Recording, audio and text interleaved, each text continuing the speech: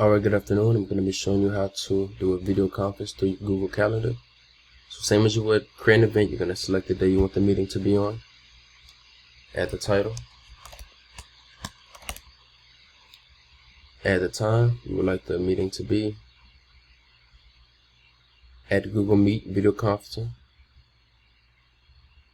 And it's always better just to add the people you want to attend manually instead of sending the link. Make it a little bit more clean on your part.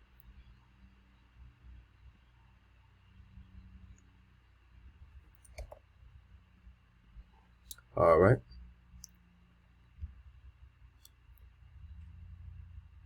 When I press join with Google Meet, dismiss. This will be your view. Now to go back and see the other person's view, you want to go and press save it. Send the invitation to the third party that you sent it to. You should get an email viewing your invite. And here we are. Whenever you're ready to join a meeting. And this is how you add a video conference to your calendar. Thank you.